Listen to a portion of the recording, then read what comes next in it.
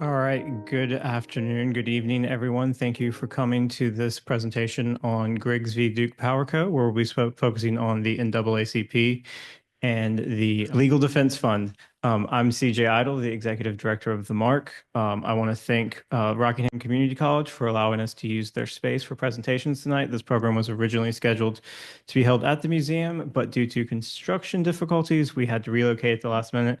So thank you all for being amenable and flexible with us on that. And also have to thank the town of Wentworth because they do sponsor all of our programs throughout the year. So we wouldn't be able to do programs like this or Christmas at Right Tavern or anything else we do throughout the year without the support of the town of Wentworth. And with that welcome, I will bring up Valencia Abbott and she will actually get the program underway. Good evening, everyone. I am again honored to stand here, especially this week. The program for Griggs is specifically chosen to be done around the date the decision was made, which was March 8th, 1971. With that. So it is always an honor. And for those that do not know me, I am a history teacher at Rockingham Early College High School. But part of that is that probably over a dozen years ago, my high school history teacher reached out to me and said, I want you to be on the planning committee for the local museum. And being my high school history teacher, I said, yes, ma'am, with that. So for over a dozen years, I've been involved with planning programs with the MARC, and really it has grown me professionally and personally, and I am deeply honored to be part of that. So part of that program back before the pandemic and COVID hit, we were sitting around doing what planning committee is supposed to do, planning programs, and the name Griggs versus Duke Power came up. And I was like, okay, I knew scant amount about this case. I went home and did the math several times because I tell people I teach social studies for a reason. I needed to do the math because I figured, doing my figuring, I found out that in 2021 was going to be the 50th anniversary of this Supreme Court case.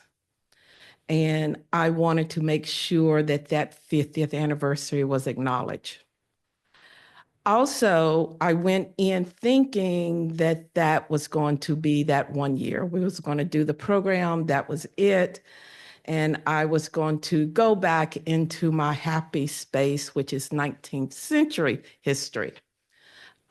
But the history gods had other things and other plans. So from 2018 till now, and for the foreseeable future, my personal and professional life is tied to this case until we can tell the stories that we need to tell with that. So when I say that I am honored, I am truly honored to be here.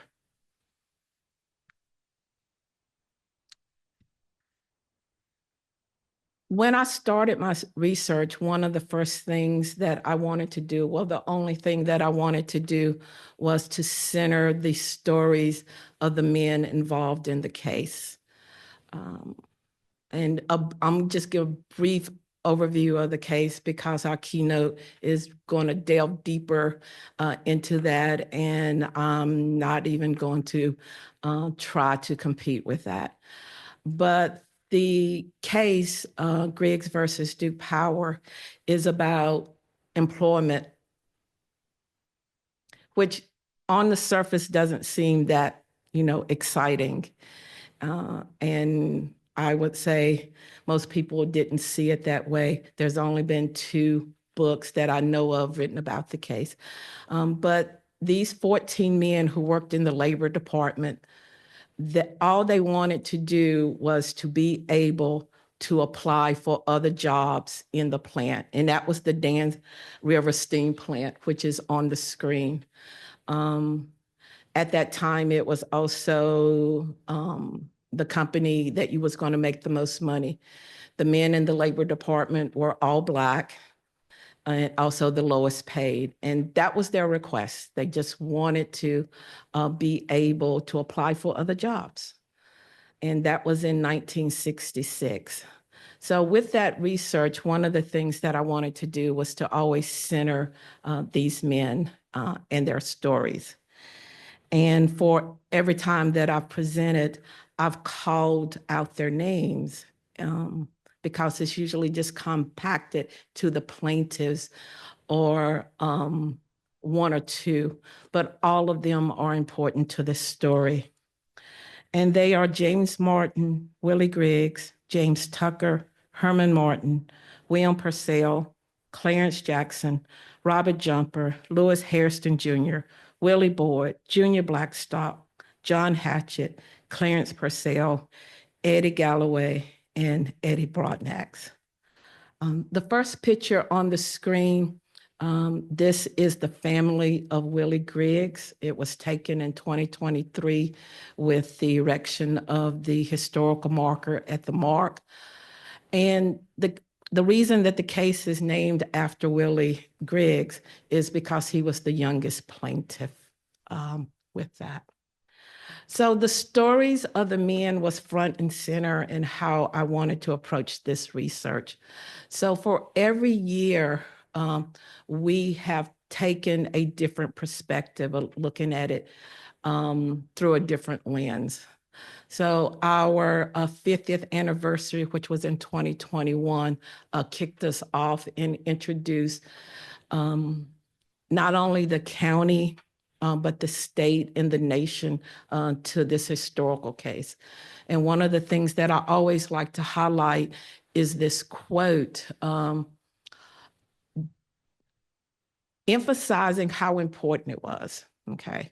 That it is not the case that comes to mind when you think of the civil rights movement.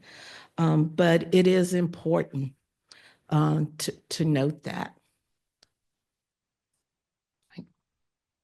From there, the following year, we looked at the silent generation, okay? Most of these men were born in the early 1920s, with Clarence Tucker being the eldest, all the way till I said like the youngest of Willie Griggs with that. The next year, we looked at rural education. I had about 10 student scholars working on that because that role of education plays a lot into the case. And I'm sure Attorney Bailey will delve into that as well. And last year, which all of the years are fascinating for me, but last year was more so for a couple of reasons. One, up until we, and I meant we, everyone that had a hand in creating this program and doing this research, we found out that 11 of the 14 men were World War II veterans. And that information had not been printed, published, or discussed anywhere else. So to have students to work on research, groundbreaking research, as a history teacher, as a historian, as a total nerd, that was fascinating for me. And then the other part of why last year's theme was so important was that I had three students, three scholars to take that seed of a research and break off into another direction and to create a project that not only won them first place at the state for the documentary, it took them to nationals, okay? And this was the first time in the history of Rockingham County schools that we had students to go to National History Day. And again, out of this local research. So that is just a remarkable feat. But here tonight, we're here looking at a different perspective. We are looking at the NAACP and the Legal Defense Fund. All right. So the National Association for the Advancement of Colored People. Okay. This was founded in 1909 by a coalition of activists, including W.E.B. Du Bois, Ida B. Wells, and Mary White Ovington. The organization emerged in response to the Springfield race riot of 1908 and became a leading force in the fight of civil rights through legal challenges, advocacy, and grassroots activism. The NAACP Legal Defense Fund and Legal Defense and Educational Fund was established in 1940 by Thurgood Marshall. It became the legal arm of the civil rights movement. It challenged segregation and systematic discrimination. While it also gained independence from the NAACP, it has remained committed to civil rights litigation and shaping anti-discrimination laws, such as those that was reinforced by Griggs versus Duke Power Company.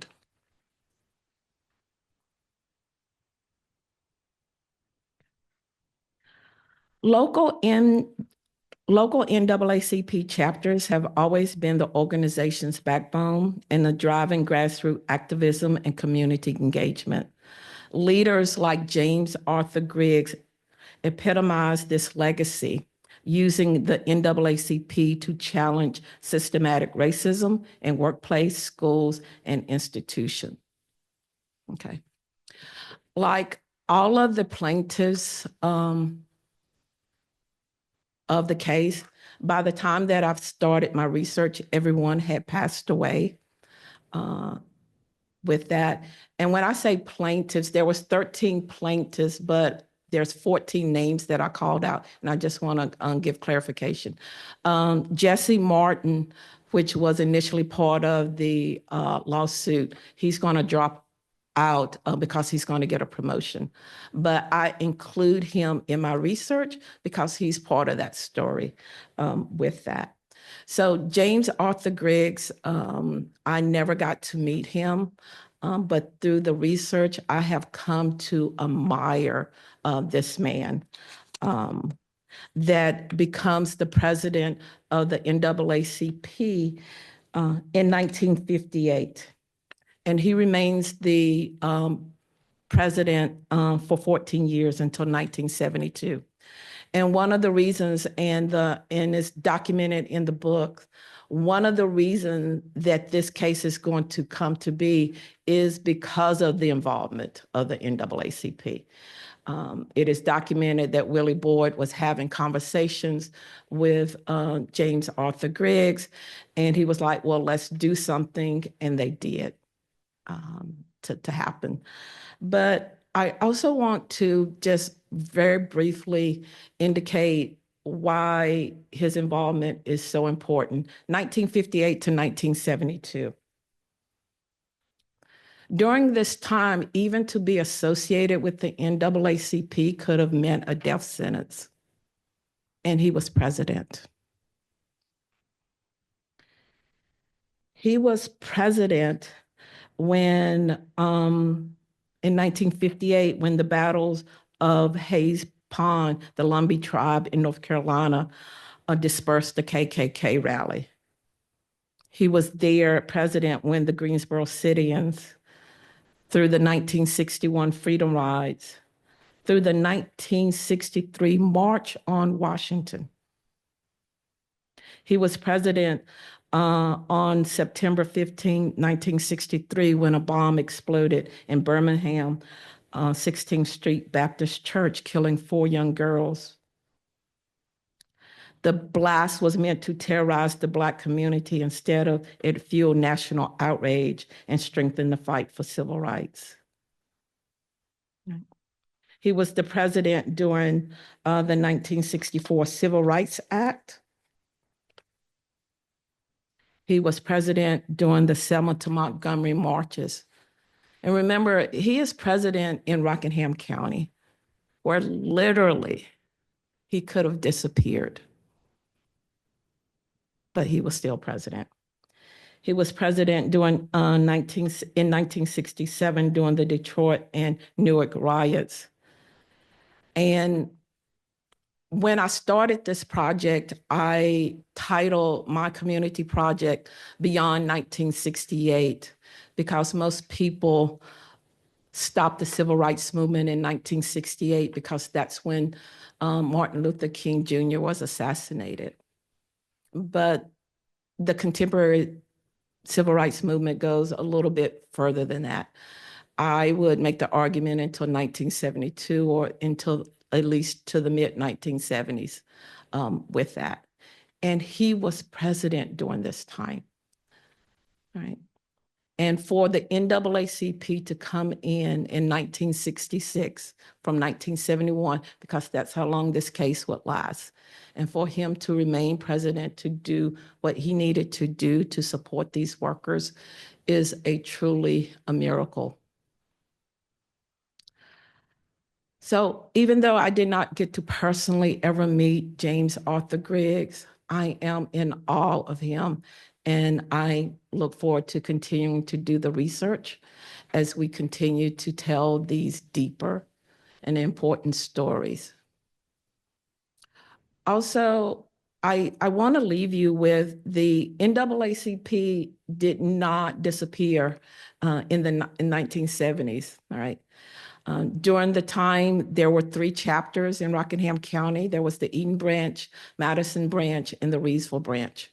Currently, there is 1 chapter. All of those have been combined to the Rockingham County NAACP, which is still active in the county with that.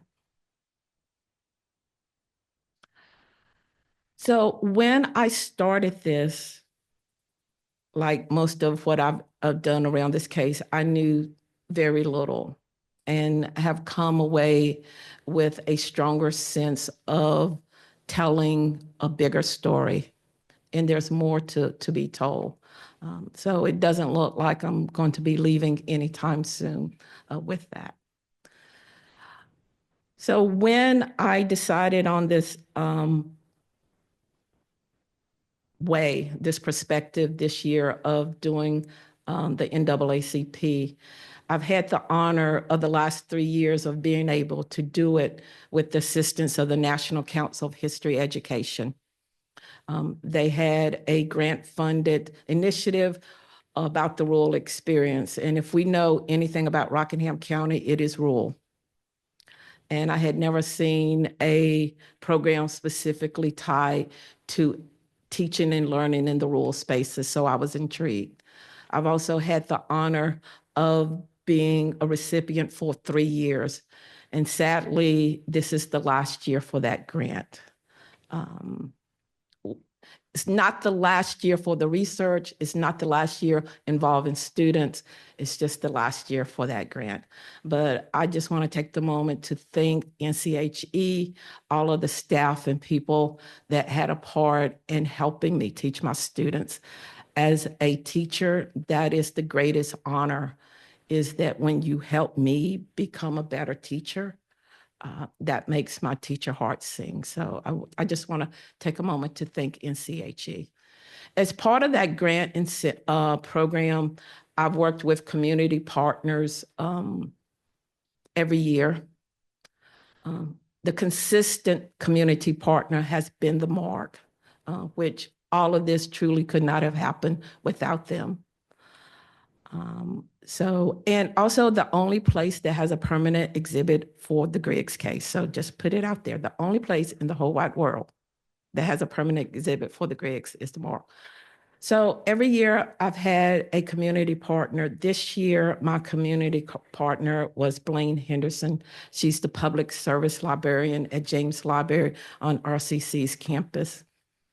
And as most people that know me in this room know, that I will come and ask people for anything that if I need it for my students. I am not shy about that. I get told no a lot, more than I want, but I love my yeses. And when I went to Blaine and I was like, would you be my community partner? It was an automatic yes. And after we got into it, I think she may have rethought that once or twice, but she never left. So that's the important thing. She never left with that. Part of the grant is that we got to go to the Library of Congress last summer so that we can do deeper research. But the part that I want to bring out with this community partner is that I had an idea of what this was going to look like with the student researchers, and I presented my idea to Blaine. She didn't turn up her nose, but I could tell it probably wasn't like the best suggestion of how we were going to proceed. And she was like, no, we're going to do this. So her vision is way more than I had even thought about. And the success and the history that's uncovered is directly tied to her work and her talent in bringing this to light. So without further ado, Blaine Henderson will take the lead. Hi, everybody. Can you hear me? Good. So thank you to Valencia, CJ, and everyone at the MARC who helped us put on this presentation today. The students who began this research project have examined real-world examples of the expression, change begins at home. In each of the examples they're about to share with you, people faced injustice and discrimination. But what makes these cases noteworthy is that the plaintiffs looked at the injustices occurring in their lives and worked to change the systems that oppressed them. They organized, and with the support of groups like the NAACP's Legal Defense Fund and the ACLU, they brought attention to the discrimination in their communities and argued for justice. These arguments were brought to the highest court in our nation, and in each case, the court supported the cause of equality. Equal protections were held for everyone to live where they chose, to love who they chose, and to have their children be given the same educational opportunities as their neighbors. These equal rights may not have been acknowledged without the hard work of the organizations, the attorneys, and the individuals who looked at their own lives and called out against the injustices that they saw. This expression holds true today. Change begins at home. It's my pleasure to introduce today 3 of Rockingham County's change makers. These are students who have spent a great many hours examining not just these cases, but also Rockingham County's past, present, and future. From its place as a shelter for soldiers during the Revolutionary War to the Griggs case and beyond. These are 3 of the young people who will bear witness to the changes the 21st century will continue to have on our home. First, you'll hear from Lillian Shoemaker. She's a senior with plans to major in psychology and criminal justice. Next, you'll hear Jack Kelly. He's recently committed to Chapel Hill, where he will major in biology with a pre-med track. Finally, you'll hear Natalie Jones. She will be attending UNCG this fall and majoring in elementary education. So that's criminal justice, medicine, and education. And if we think about different areas in which not only these cases, but change is made in both our communities and on a national level, we see, right, criminal justice, education, medicine are 3 cornerstones of that. So please enjoy this recorded presentation. The students will be available for questions at the end. And to Lily, Jack, and Natalie, thank you so much for taking me along on your research. It's really been a pleasure to get to know you and support you. Oh yeah, you guys can come up while they're pulling up the video. How's that? So just to give you a little bit of context for this video, each individual student created a miniature documentary studying a court case that went to the Supreme Court and how exactly the NAACP's Legal Defense Fund and other organizations contributed to that case. And sort of their thesis was, from local advocacy to national change, how the NAACP Legal Defense Fund and other organizations supported civil rights action in the 20th century. In northeastern Virginia, nestled between Fredericksburg and the state capital of Richmond, lies the rural community of Caroline County, home to Mildred and Richard Loving. Mildred and Richard Loving lived in the small town of Central Point. At 2 a.m. on July 11, 1958, the Lovings were placed under arrest for unlawful cohabitation. Mildred, a woman of African American, Native American, and European descent, and Richard, a white man, were married in Washington, D.C. 5 weeks prior. Because Virginia did not recognize their marriage, the Lovings were convicted of violating Virginia's anti-miscegenation statute at the Circuit Court of Caroline County. However, their one-year prison sentence was to be suspended so long as they agreed to leave the state without returning together for 25 years. Mildred reached out to the U.S. Attorney General, Robert Kennedy, and was referred to the ACLU, who, with the support of several organizations such as the NAACP, would represent the couple throughout the legal process. Despite their initial efforts to repeal the couple's sentence, the Virginia Supreme Court of Appeals upheld the statute. When the Lovings appealed to the U.S. Supreme Court, the NAACP Legal Defense Fund submitted a brief in support of the defense. They argued that the 14th Amendment overruled the state's power to inflict penal sanctions based on race or color. Nearly a decade after the couple's initial arrest, on June 12, 1967, the U.S. Supreme Court ruled in the favor of the Lovings, concluding that the freedom to marry or not marry a person of another race resides with the individual and cannot be infringed by the state, thereby deeming the statute unconstitutional. Loving v. Virginia provided a foundation for the fight towards marriage equality in cases such as Obergefell v. Hodges, which required states to recognize same-sex marriages officiated in other states. According to recent census data, interracial marriage in the U.S. has increased fivefold since the Loving decision. The Pew Research Center finds a 49% decrease in opposition to interracial marriage from non-Black Americans since 1990. The impact of the Lovings' refusal to accept their banishment is evident through the country's ever-improving perception of marriage equality, statutory evolution, and the persistence of connections across racial and gendered boundaries.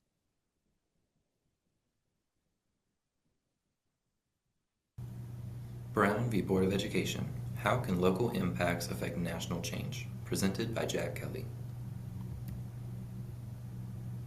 Brown v. Board of Education is a monumental case which I am sure almost all of you have heard of. However, do you know how it started? It actually started as 5 separate local cases. On November 11, 1949, the NAACP sent a petition in Clarendon County, South Carolina, since no buses were available to Black students.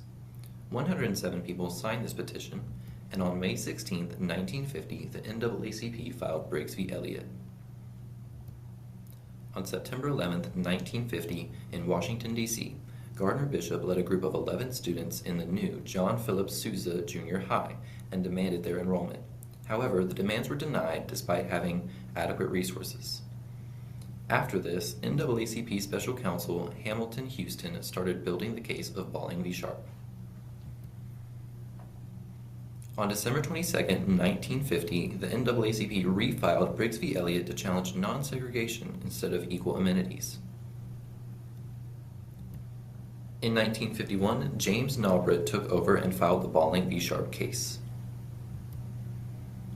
Also in 1951, Belton v. Gebhardt was filed. This case is a joint case between Ethel Belton, who had to travel 2 hours to get to school, and 8-year-old Shirley Bula, who had to walk 2 miles to get to school. In February of 1951, Brown v. Board of Education of Topeka was filed by the NAACP on behalf of 13 families who accumulated 1,100 signatures to support their cause. By August, the courts ruled against the plaintiffs. On May 23, 1951, in Virginia, 2 NAACP attorneys filed a lawsuit on behalf of 117 students to challenge the constitutionality of segregation itself. This case was called Davis v. County School Board. In 1952, the 5 cases joined together to move to be heard by the Supreme Court.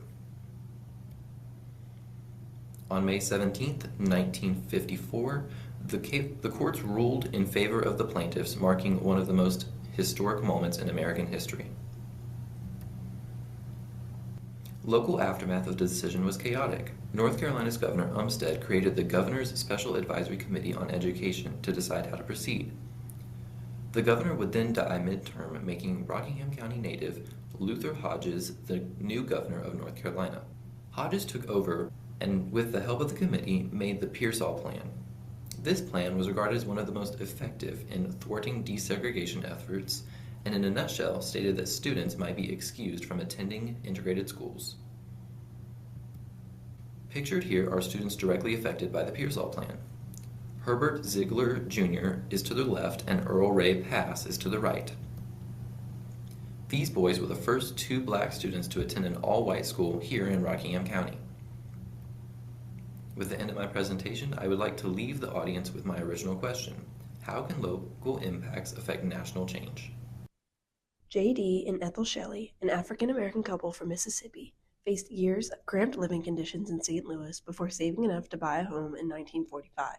Due to racial discrimination, they used a white intermediary to purchase the property at a markup. Unbeknown to them, the home was bound by a restrictive covenant barring black ownership. Just hours after moving in, the Shelleys were served with an eviction notice. The lawsuit, led by the Marcus Avenue Improvement Association, named Fern and Lewis Kramer as the plaintiffs. The NAACP Legal Defense Fund, led by Thurgood Marshall, argued that such covenants confined black families to poor neighborhoods and perpetuated racial inequities. In Shelley v. Kramer in 1948, the U.S. Supreme Court ruled that while private racial covenants were legal, courts could not enforce them without violating the 14th Amendment. This decision was a major victory against housing discrimination, but did not eliminate systemic barriers. The legacy of this housing inequity is still evident in Greensboro, North Carolina. In 2025, demographic maps show that the majority of the city's black population reside in the same neighborhoods outlined by the 1937 redlining map. This pattern is further reinforced by examining Greensboro's homeowners and renters map, where the areas with the most renters today align closely with the 1937 redlined neighborhoods, highlighting the enduring impact of housing discrimination. These practices prevented black families from building home equity, which is a key avenue for generating personal and generational wealth. As of 2025, the Greensboro City Manager has announced a new housing plan titled The Road to 10,000, which aims to address the housing crisis and the needs of the city, and will hopefully create new pathways for more African American homeownership. The Shelleys' fight highlights the ongoing struggle for fair housing and social justice, proving that legal victories alone do not dismantle systemic inequities, but persistent action is necessary for real change.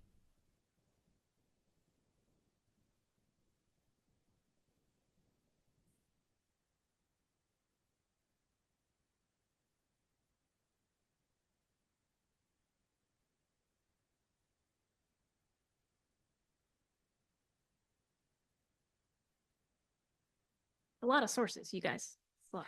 They did a lot of research. I'm really proud of them. So while this is playing, we can just go ahead and start. Does anybody have any questions for our researchers about the subject that they have looked into or local connections?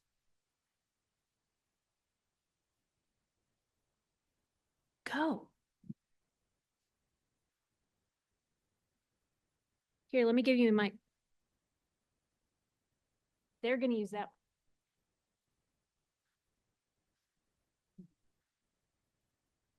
I'll just shorthand it. For education and housing, there's an overlap, right? Because of property, taxes, funding, schools. Did y'all get to talk to each other about like the interplay of the educational system and redlining? Not really, no. Our projects were generally separate. I did find some research which overlapped about that. But yeah, it was really just separate. I focused on the kind of history of the case and then how it specifically connected to Rockingham County versus just the housing crisis.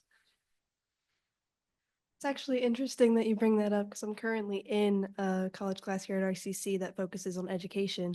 And it is interesting to see the lasting impacts of housing inequity and the way that that shapes neighborhoods, especially in inner cities and urban areas, because there is very serious inequities between the education that people in wealthy suburban neighborhoods receive and the education that children still today receive in urban areas. So while we haven't discussed it together yet, it is still something that lasts in our society.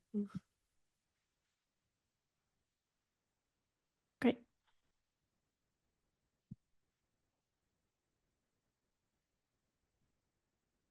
Regarding the Shelley versus Kramer case, I was hoping that you'd go further into how they were able to purchase a home with the conditions set forth for not being able to purchase a home in those areas.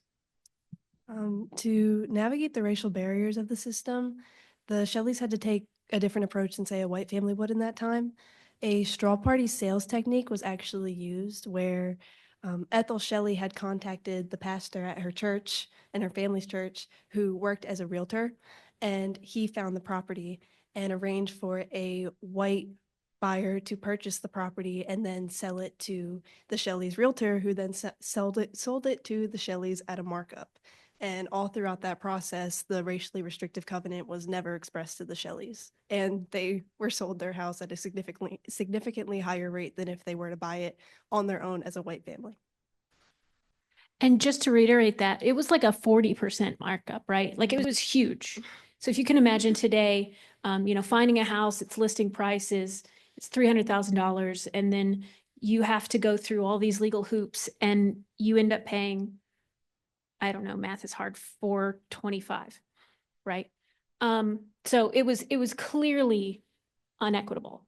One thing, and I'll ask this just as a follow-up, that I found really interesting in the decision. Can you outline a little bit about the decision in the Shelley case, which said these are legal but unenforceable? Help us understand that a little more. So, as not to infringe on the rights of the homeowners in that neighborhood, they had to say that, yes, these legal documents that you've made, we can't say that you're not allowed to have them. What we can say is that if you're taken to court and you're being challenged on the inequitable practices that they enforce, we cannot say that they are okay to continue doing. So those covenants would then not really have any weight because, as we could see, the Shelleys were still able to live in their home. Thank you. Any other questions? Let's have it. I know that there are probably some teachers in the room and on the Zoom. And one of the things that we want to know, or I would like for you to share with teachers, is we're always thinking, how does it impact the classroom?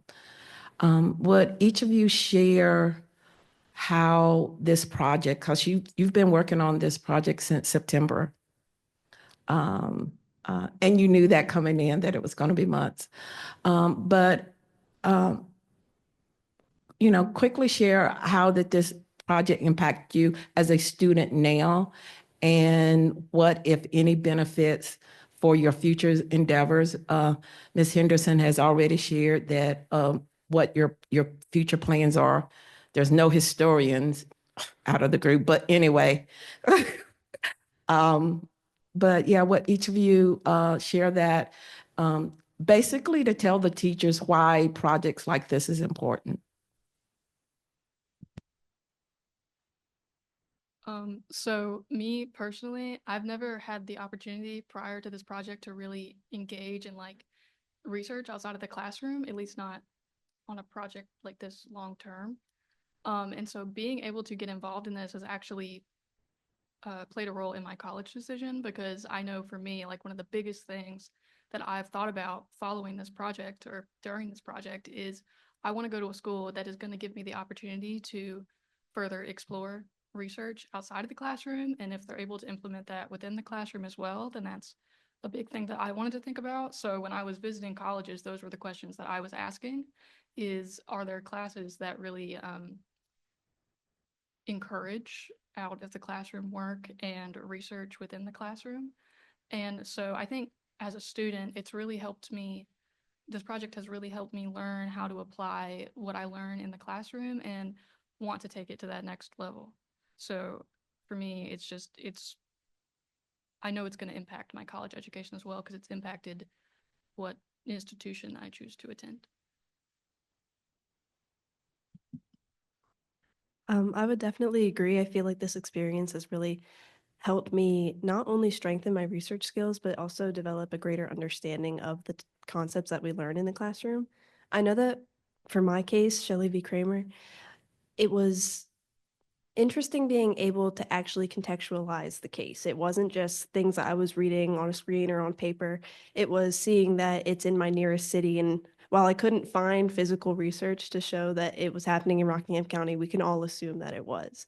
So when we look at a case like Griggs, yeah, it's unique to our county that we're able to say that a Supreme Court case originated in our county. The practices behind Griggs and all of cases here are things that happen in our backyard, in our neighborhood. So to be able to strengthen my research skills while also being able to get that greater understanding of the fact that this happens all around us. It's not just a Supreme Court case that we hear about, it's practices in our daily lives and throughout our collective and rural history. That was probably the greatest element of this project for me. Yeah, so I think always when you're in a classroom environment, it will be different than research. When you're in a classroom environment, you are always trying, or at least I am, I know. I'm trying to strive for the grade. So I'm doing this for memorization. Like when a PowerPoint is shown up, I'm trying to get all the key details and not really, it becomes kind of like I distance myself from actually what happened and then actually the history and focus on, oh, this happened and these are the facts. But then when I'm actually doing this project, I actually like got a better understanding of what happened, not only in the nation, right? Because with my project, it was one of the biggest cases. It changed the whole education system. But I actually got to understand how it happened locally, right? So the two students, those people were real people in Rockingham County. And I thought that was just, it was one of the most unusual experience that I've ever felt because it was different than learning just in a classroom environment. Learning the information, I was like, oh, I actually know, like, this is how it connects to me because it's in Rockingham County. So I thought that was interesting.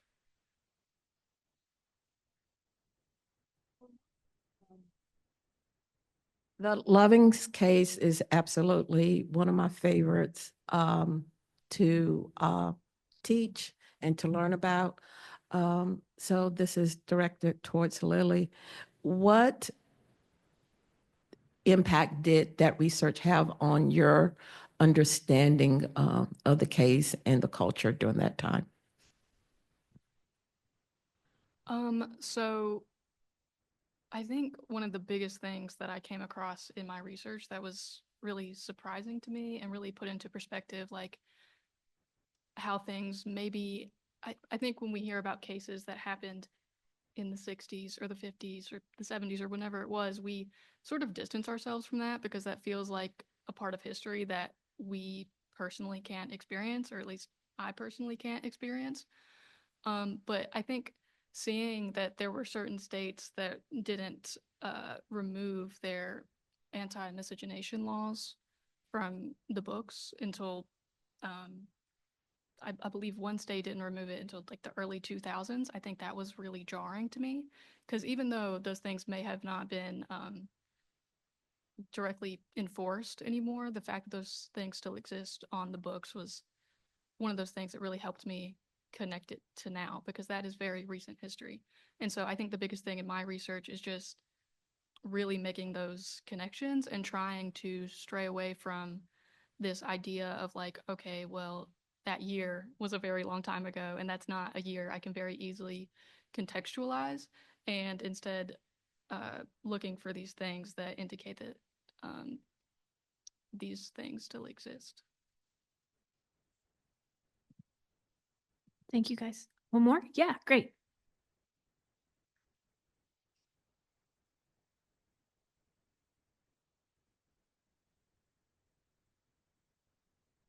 So this is also about Loving v. Virginia. Were there any other cases regarding interracial marriage equality that were decided in reference to Loving? Yes, definitely. There are a lot that we could mention or talk about, but two really significant ones are ones that were decided in the same year that Loving was decided, which was 1967. And they were at the state level. One of those was Davis v. Gatley, which basically certified interracial couples' abilities to obtain marriage licenses. And then there was another one, which was Dick v. Reeves, and it was in Oklahoma. And it basically made it possible for interracial couples to inherit property if one of them were able to die, which is learning about that case in connections to the Lovings case was really significant as well, because when we think about like a loved one passing away and being able to inherit their property, that's a really big part of marriage equality. And so I think that was definitely a significant case that Loving helped provide a foundation for the decision for. I want to add one more thing to our discussion, and that is that each of these three cases, right, the value of the Supreme Court, and I'm sure, Meredith, you're going to talk about this too, is that it establishes precedent, right? And so Loving versus Virginia directly impacts decisions like Obergefell versus Hodges, which you may know is the decision that was made, which granted equal rights to same-sex couples. The Brown versus Board of Education has an impact on affirmative action cases like the one that was decided and then sort of repealed last year. Shelley versus Ferguson and housing. So these cases establish, and I know that in your presentation, you're talking a lot about the results upon employment law of the Griggs case. So, just to echo what these folks have said, yes, we sort of remove ourselves from these cases that happened in the 60s and 70s, but that one of the things that I really realized when I was helping these guys was also the impact through the Supreme Court of those decisions. Like today, we wouldn't have all of the same privileges and rights had the Loving decision gone the other way, had the Supreme Court decided that separate but equal remained in place, not only because of those decisions and their impact, but because of this precedence, this principle of precedence, right? So I think that's a really good, if there's no other questions, that's a really good place that we can hand it over to Meredith, but I think on our schedule, CJ is gonna introduce.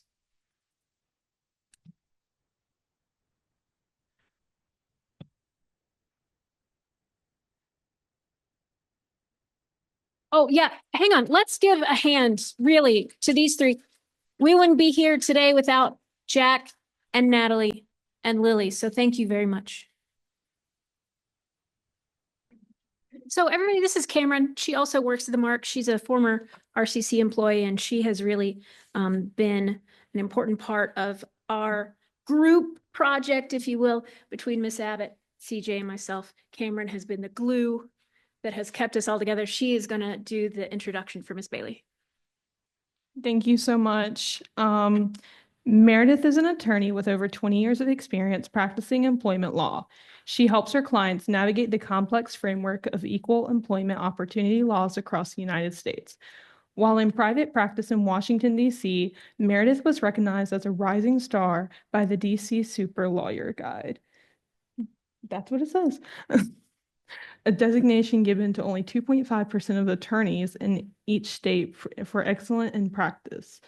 In 2019, Meredith returned home on a mission to revitalize her family's homestead in Rockingham County, North Carolina.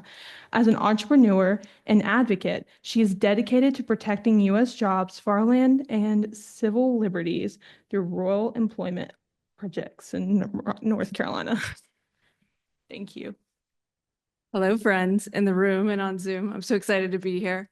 So if we had been at the other place, at the MARC, it's at the old courthouse. And this is so important to me because I think my path to being a lawyer started in first grade when I was the defendant in a little case called Goldilocks and the Three Bears, where our teachers were teaching us about the court system through a trial with a jury of my peers and real life judge, Rockingham County judge, doing Goldilocks and the Three Bears. So it's really nice to be home. It's really nice to be here. And I'm so thrilled. And the presentations were amazing. If I had had presentations like that in law school, I would have been much more engaged on the legal precedent. So kudos, really beautiful job researching and summarizes those cases. You really got the nuts and bolts. All right, so I have passed out a job description to people in the room. Hopefully people who are watching on Zoom can expand things. But of the two of these, show of hands, which one of these do you think is illegal? These job descriptions. These are ads for, these are like want ads from 2 different time periods. Show of hands, do you think either of these are illegal? That is correct. And we're going to talk about the other one. So the Help Wanted Mail, that is a newspaper advertisement for various jobs in the early 1900s. This one was from a couple years ago. And we're going to talk about that a little bit more in depth as we discuss. So one of the other things that I want you to keep in mind as we're talking today, how many people have applied for a job? Okay. People at home on Zoom, you can participate too if you want. So most of us have applied for a job. As we're talking today, I want you to be thinking about what makes somebody qualified for a job. What makes somebody the best qualified for the job? Who gets the job? And why do they get the job? So before we move forward, I think it's important, especially in this cultural moment, because a lot of terms are getting tossed around. What we're going to be talking about today is equal employment opportunity. Equal employment opportunity, EEO laws, you will sometimes hear them call it civil rights laws in the employment context. They are laws that prohibit discrimination in employment. And employment's what we're talking about today, not housing, not education. That protect certain legally protected categories under federal, state, and local law. What we're primarily going to be talking about today is a law, Title VII, the Civil Rights Act of 1964. That's a federal law that applies to all the states in the United States. Diversity, equity, inclusion, I just feel remiss if I didn't touch on it given the cultural moment. Diversity, equity, inclusion, that's different. Diversity, equity, inclusion, or DEI is the umbrella term that a lot of people are using right now. Diversity is a recognition of a lot of different unique characteristics. So a group can be diverse. I'm sure we're diverse here by gender, which is also a legally protected category, but we can also be diverse being urban, rural. We can be diverse in terms of our religion. We can be diverse in terms of income class. We can be diverse in terms of our sports affiliations. I went to Chapel Hill down the road, but some people feel differently, and that makes us diverse in terms of a group dynamic. But diversity isn't necessarily legally protected. Equity is, helping to provide opportunities to people who are underrepresented. Inclusion is making people feel welcome or included in various environments, one of those environments being the workforce. So primarily what we're talking about today is Title VII of the Civil Rights Act. Title VII of the Civil Rights Act did a lot of things, but in the employment context, it prohibits employment discrimination based on race, color, religion, sex, and national origin. It applies to U.S. employers with 15 or more employees. So if you work for a company that has 10 employees, Title VII does not apply. However, there are state and local laws that might expand those protections. So when I was practicing in DC, Washington, DC expands the EEO categories to include other categories such as marital status. So you could not discriminate against someone in employment who is married or based on the fact that they are single. They also prohibit discrimination in Washington, DC based on political affiliation. So if you're a member of the Green Party, an employer cannot discriminate you, cannot base its employment decision on the fact that you are a particular political affiliation, along with these additional categories listed here and prohibited categories under other civil rights laws. All right. So now we turn to Griggs, the all-important case. So I was hoping Ms. Abbott, the expert on Griggs, was going to give the very detailed overview, but I am happy to do it. I might read a little bit more than she would because it's not ingrained in me in the same way. So I studied Griggs in law school right up the road, and it wasn't until I came back to Rockingham County and met Ms. Abbott, and she was the one who told me that this is a Rockingham County case, that the plaintiffs, the 14 men in this case, were from Rockingham County. I was very honored and privileged to be at the historical marker dedication. That was a very powerful thing to meet the families and be part of that moment in history, and saddened, like Ms. Abbott, that I wasn't able to meet these gentlemen while they were alive, because I think the quote that Ms. Abbott had on that this was a sleeper case, like this is a seminal employment decision, and it doesn't get the recognition that it should, or the things that we attribute to Griggs are not as recognized as they are I feel like it's just not quoted as much, or it's not attributed to Griggs directly in the same way as Brown versus Board of Education, for example.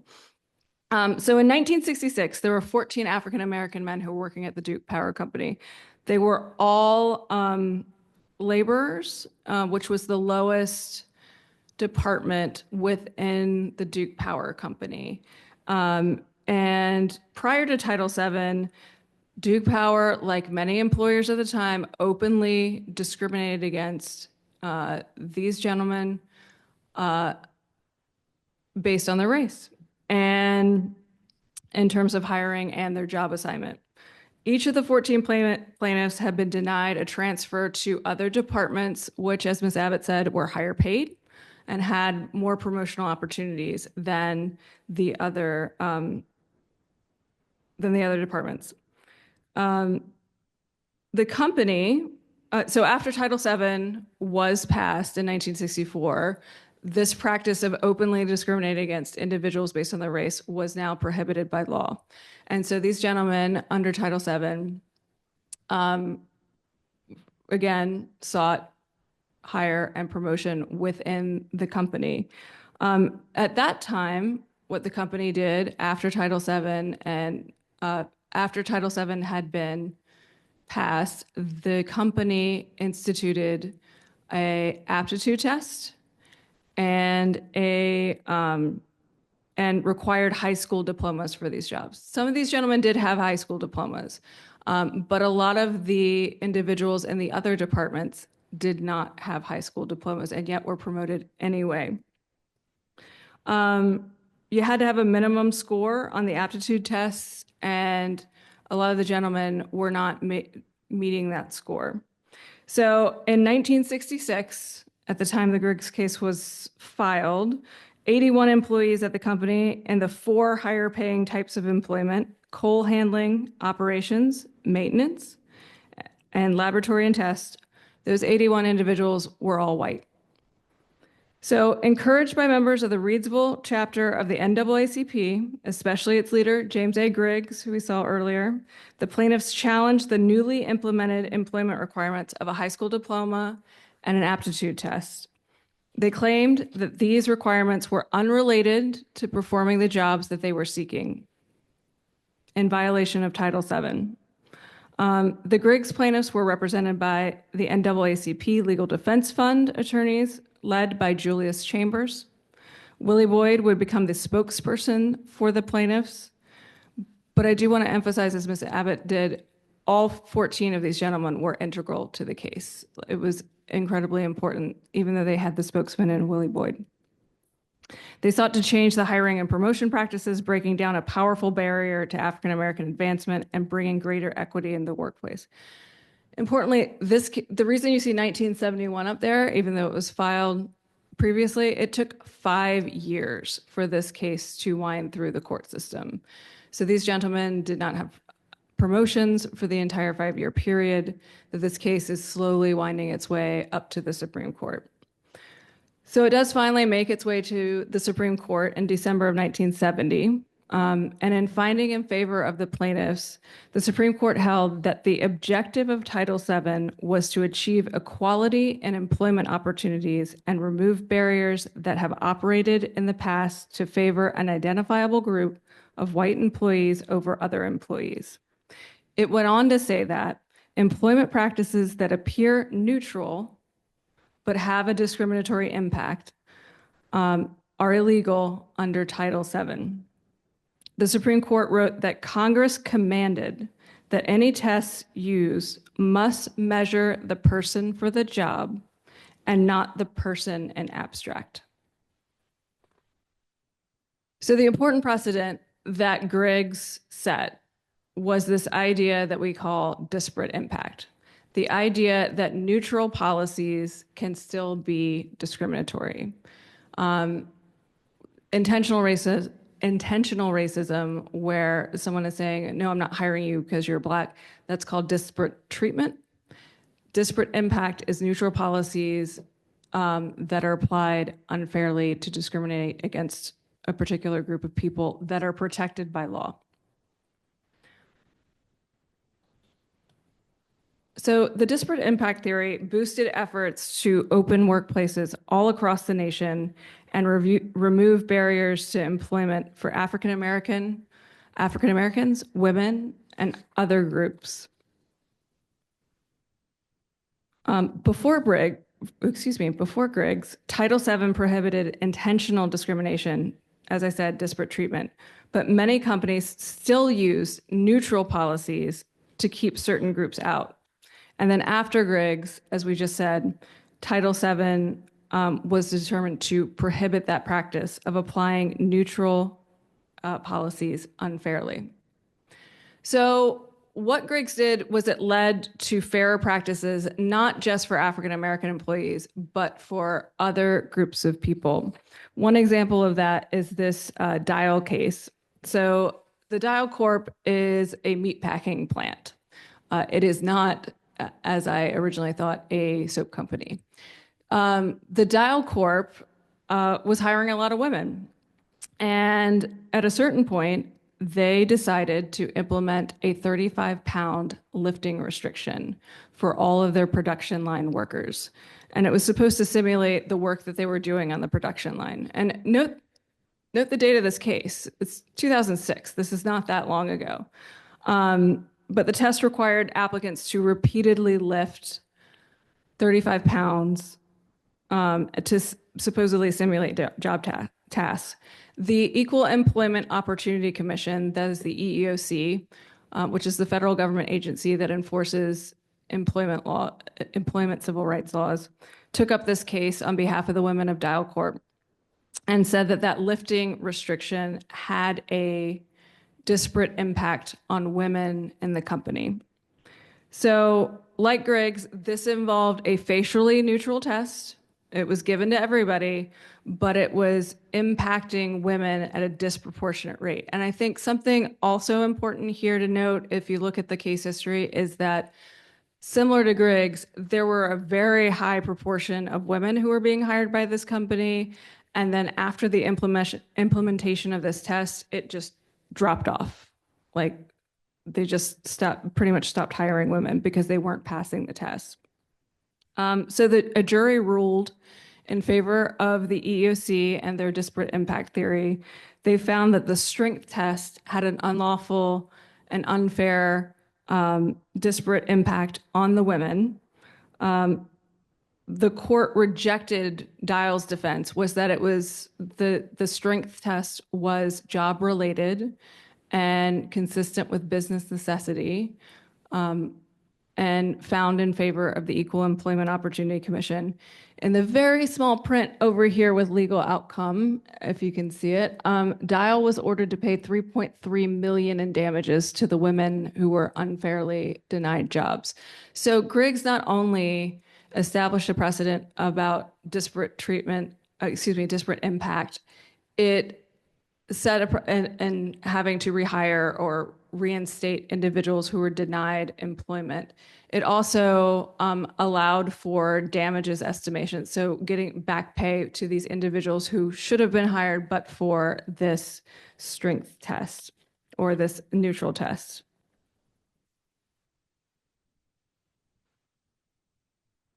So this is another case that, again, explores Griggs in recent memory. This is a case involving disability, but Meredith, Title VII doesn't protect disability. You said there were 5 categories: race, color, gender, sex, religion, and color. But under the Americans with Disabilities Act, which came much later, a civil rights law that protects individuals with disabilities, that act was passed in 1990. It prohibits federally discrimination based on disability. So this case involved UPS, the people that deliver your packages, and UPS had implemented a standard, a hearing standard for all of its drivers, and did so without doing any research or tying that standard to safety. They just thought that anyone with a hearing impairment, not deaf, but hearing impairment, could not drive their trucks, that it was a safety risk. So the connection to Griggs is that it disproportionately excluded individuals who had a hearing impairment. And when the case explored this with UPS and asked, it started asking questions, what came out was that UPS had not done their research or tied it to business necessity. They did not find that this particular requirement was consistent with business necessity. So unlike the Dial case, this case gets sent back down, and what the court asked them to do was to tie their standard to show that it was job-related and consistent with business necessity, which they did. No damages in this case, but the Supreme Court did side with the EEOC here, asking them to apply that Griggs standard of a test being job-related and consistent with business necessity.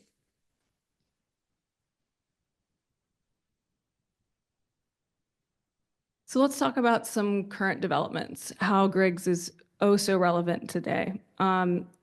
In particular in these 2 areas. It's really 3 if you consider credit and criminal background checks, two different things.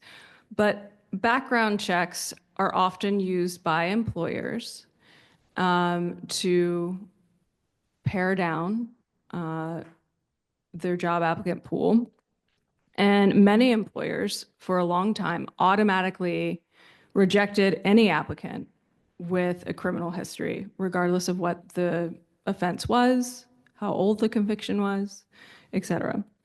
And studies have shown that Black and Hispanic individuals are disproportionately affected by background check bans.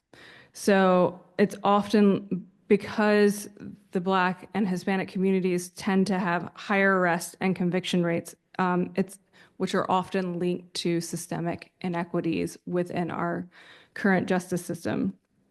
So a blanket policy of rejecting applicants has traditionally been found to be unlawful based on precedent by Griggs, because it's a neutral policy that applies to everyone, but disproportionately impacts Black and Hispanic applicants.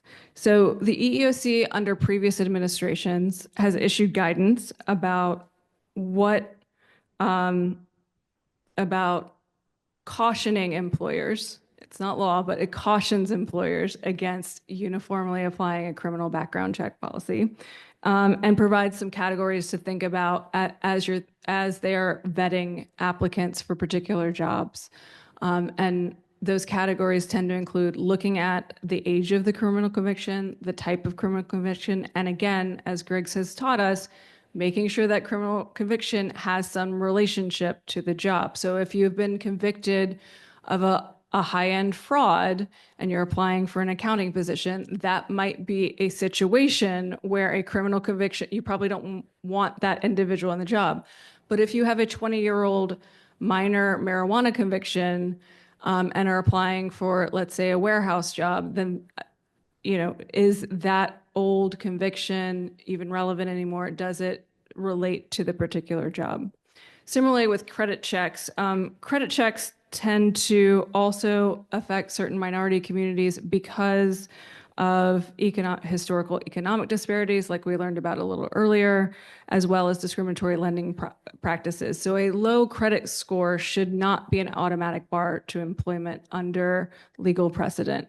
Again, if you have a job that has financial responsibility, it might be relevant to look into somebody's credit history, but if you're not handling money, it really doesn't make sense that a credit check should be part of your interview process. The one that's really interesting to me is what is colloquially called the paper ceiling, so unnecessary credentialing. So this idea of requiring a certain level of degree, a bachelor's degree for an entry-level job, or not considering what we call STARS, so skilled through alternate routes. The idea that and this is honestly is more closely tied to Griggs than probably any of the other things, because in Griggs we had a high school diploma requirement that wasn't considered job related and consistent with business necessity. But similarly here, we're looking at whether a bachelor's degree or a higher level degree is required for the job and relevant to the job. So let's go back to that original, and for the people in the room, they have a copy of, because it was way too small on the screen. But taking a second look at this after what we've learned, if you look at the top, there's a qualifications and requirements. So requirements, not optional, not preferential. This job wants a manufacturing and mechanical engineering technology degree from a top 25 engineering college. I don't know what is a top 25 engineering college, but what if I graduated from the 26th? On what basis would I not be qualified for this job? Particularly interesting for me for this particular company is if you look down and look at education, what does it say next to education? Preferred. We're not going to require you to have a bachelor's degree. So the idea that you would in the first line require a degree from a particular college seems inconsistent and has a tendency to deter individuals from applying for jobs. So as you apply for jobs in the future, make sure you're reading your job descriptions. I would never want to discourage anyone from applying for a job. I always think that if it's a job that you want, you should always apply, and regardless of what they say in the job description, because you never know. All right, so artificial intelligence is all the rage right now, and here Griggs applies again. AI is everywhere. It is all over hiring tools, and it is used by employers to screen out candidates all the time. And there's a lot of thought behind AI because it's not a human, that it's going to be somehow fairer, and it is absolutely not. The data coming out is, well, it depends on how the tools are programmed, right? So as of late 2023, IBM surveyed more than 8,000 IT professionals at these large companies. And it said that in 2023 that 42% of companies were using AI to screen and improve their recruiting practices. Let's see. So what we're finding out in this relatively new technology is there's a couple different areas where its disparate impact is prevalent. It's AI rejecting applicants based on certain names, based on certain picking up data that shows age. So even if you don't have your birth date on your resume or application, sometimes the technology will use your high school graduation year or particular graduation years as a proxy for age, and it will reject that application. So in one case that I've seen, one user who'd been screened out submitted the exact same application, but just changed the years that she had graduated on that application. And when it went through again, she got the interview. So that's just one example. At another company, the AI screener had been trained, it had been fed the resumes of successful individuals at that company. And it was giving people extra points in the AI coding if they had the terms baseball or basketball, which was primarily associated with the men in that company. And it was marking down people who had softball as their hobbies on their resume. So it had a disparate impact on women in the application process. Again, it just depends on how things are trained, but what's a little worrisome is that you as the applicant can't look behind that, right? And we need to be very mindful about it, about how these technologies are being unleashed. I've seen less with the video interviews. The video interviews, I think clients are a little wary about, but what we've seen is facial recognition tools struggle to evaluate skin tones. So like, there isn't a human on the other side evaluating these interviews. They're just automatically marking down, saying they can't understand, they're not as good of an interviewer based on the AI rubric, as well as non-traditional accents. So depending on the country where you are, let's say you're in the UK and you have an American accent, you could be dinged there. But similarly, if you don't have a US accent, that could be a basis for the AI kicking you out of the system. We talked a little bit about word choice bias. AI just it favors masculine coded words. So, you know, I gave a lot of manpower to this particular project, or we talked about basketball and baseball. So it's leading to some gender disparities when you actually look at the data behind the AI recruiting.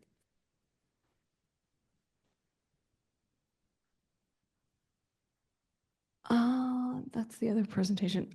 So just some closing thoughts. You know, there have been some recent changes to diversity, equity, and inclusion, colloquially known as DEI, at the federal level, but nothing has changed Title VII, the Age Discrimination Employment Act that prohibits age discrimination, the Americans with Disabilities Act that prohibits discrimination against individuals with disabilities. Those would be changes that would have to be made by Congress.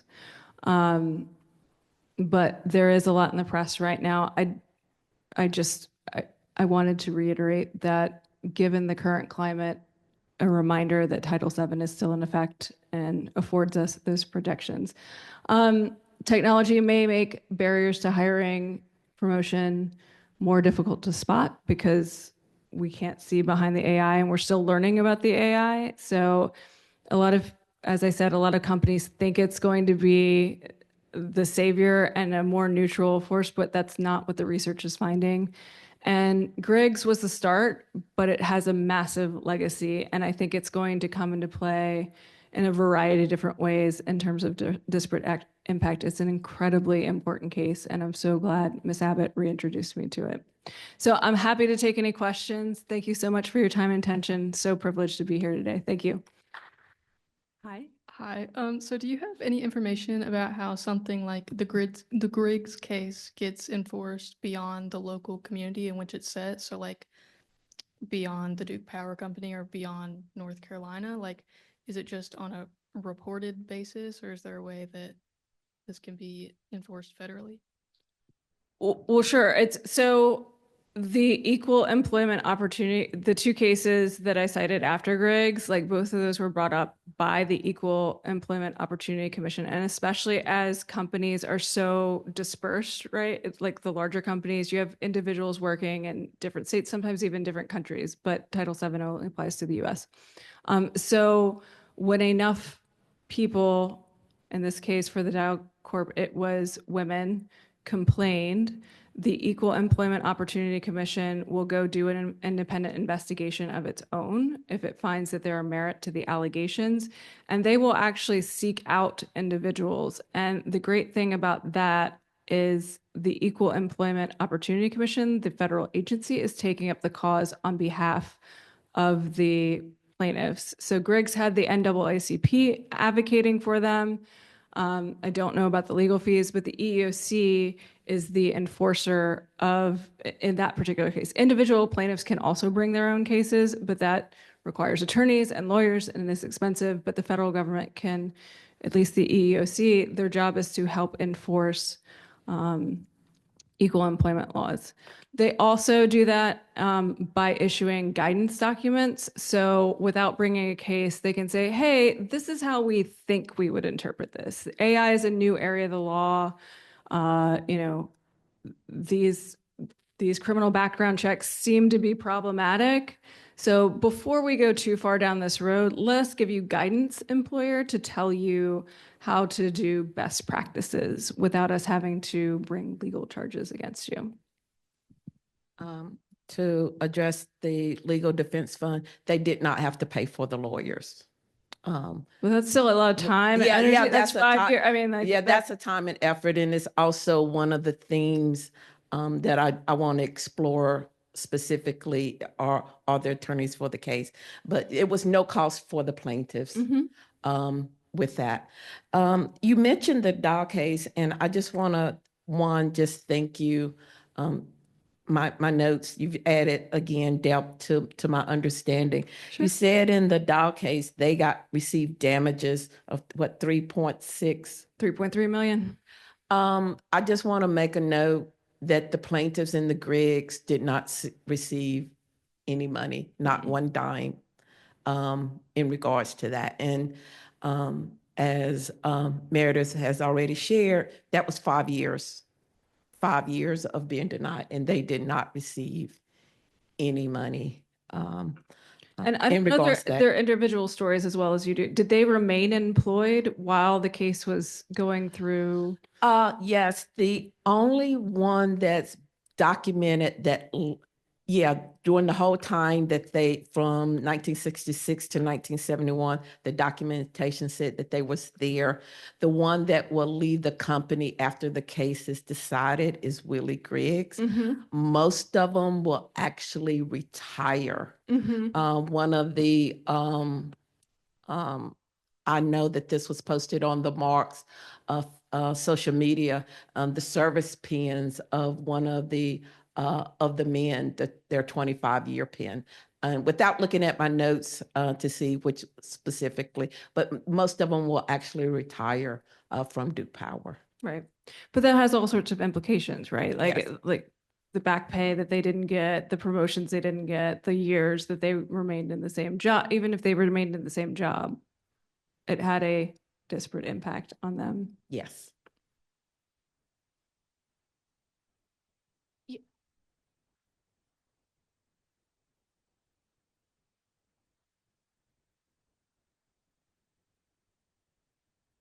Hey, thank you so much for your presentation. And something that interests me, you were talking about how you learned about the Griggs case in school. And I just want to know what's something that really stood out to you the second time looking through this, or like something shocking or something you didn't really realize about the case before? Oh, that it was tied to Rockingham County. And I think as other people said, like before it was this abstract legal principle that gets routinely applied and it was rote memorization, right? But having this personal connection to it, meeting the families, like understanding what these men went through, the history associated with it is fascinating. And to think about at that time period, what it took for them to bring this case, they didn't have the EEOC advocating for them. They had to do this all on their own. Resources aside, how dangerous it was to do that during the time period and to do it for 5 years, have the patience, diligence to have that many people fortunately supporting them. But thank goodness they persevered and were ultimately successful, because the progeny, the precedent that this case set has really colored employment law and is going to have such huge implications that we could have never anticipated associated with AI. Like, its practical implications right now are huge. Because if it was just that disparate treatment that had, and we didn't have this disparate impact, there are so many tests, policies that are facially neutral that would have allowed discrimination against a variety of individuals to continue. And I'm so happy that I got to revisit this case, especially as now an employment lawyer who has practiced for 20 years and understanding how important it is.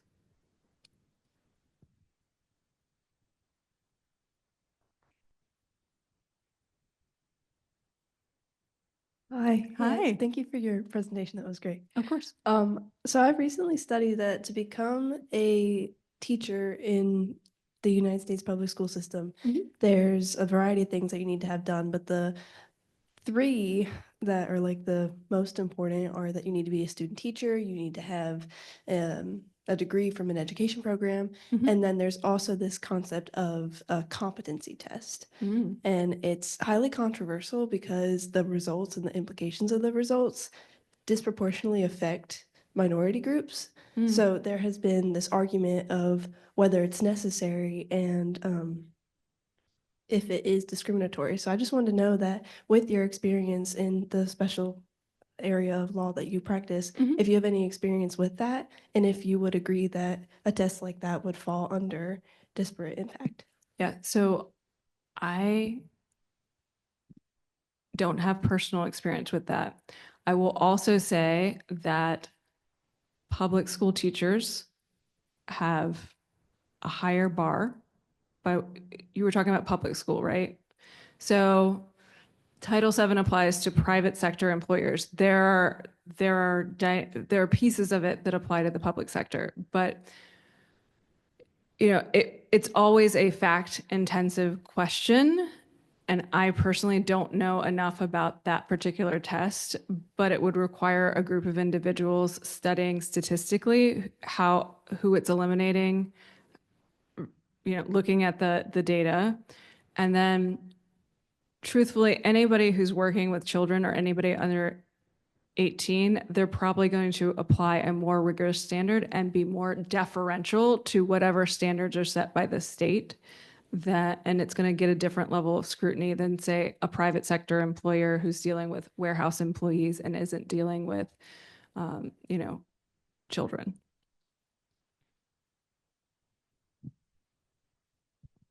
So I had two questions. So I'll Sure. start with the first one. You said that the EEOC specifically, it's not a law, but it actually not requires, I forget the term. Guidance? Yes, guidance. Sure. So is there a point between the guidance and actually becoming law? In other words, what's the process of actually something like having AI be used as just a guidance tool? How is that transition to actually making it into a law? In the ones that we saw earlier, it was through Supreme Court decisions. Is it like that always? Is it through laws passed by Congress? Correct. So I would say that, a federal agency guidance document might inform a law, meaning the Congress might take that guidance and codify it into something like Title VII, or a state might say, hey, this is great guidance. North Carolina might say, hey, we really like the EEOC's guidance. We want to turn it into something that could be enforceable, that we could enforce. Guidance is just, hey, we'd like you to do this, but we can't enforce it. So it might inform writing those laws that then become legal precedent. It might inform, it can be brought into a courtroom as like, well, hey, this is how the EEOC interprets it, but judge, it's up to you to say, we're going to say, this is how this court is interpreting it, and we're going to set precedent through the court system. So it can be brought into the legal process, the lawmaking process, in a variety of ways, but the EEOC itself isn't going to turn that into law other than through regulation. It would have to take a different form. Okay. Yeah. And then my second question. So we were talking about job applications. Yeah. And how AI has used and had the disparate impact for job applications. Sure. With all of us being seniors and we're all applying to colleges, and the application process for actually going to a college is similar in some aspects. Yeah. Do you think there will be any areas like that for college applications to apply? Yeah, absolutely. But it would be outside of my realm because I'm an employment lawyer. But yeah, I think that would be up to like educational attorneys, people. I mean, Title IX is an important aspect of the educational process. But yeah, I think again, this is why Griggs is so far reaching, right? You take these concepts and apply them in other areas, whether they are to different racial groups, or it's applied at the state level in a broader way, or in other environments like in education or in housing, right? Like, yeah, I could see that happening. Absolutely. Do you have any other questions for our group? Is there anything on the Zoom? Okay.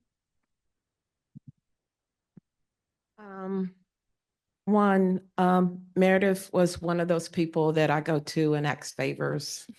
And her answer was yes. Yeah. It was yes. The only question she asked was, what was the date? That was it. She was like, what was the date? So I am really grateful. We have worked with several organizations over the years that she's been back in Rockingham County. And to go from colleague to friend is what she has become these last couple of years. So I treasure her. I hope that she brought to you, because I know she brought to me, a deeper telling of the Griggs and more questions and probably more research now that I will delve into. But if we would once again just give her a big round of applause. With that, so CJ is going to come and close us out.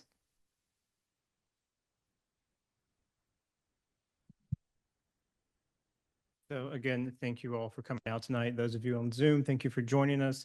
I do want to give a special thank you to Quintessa and Isabella, who have been doing our tech support tonight and making all this happen behind the scenes.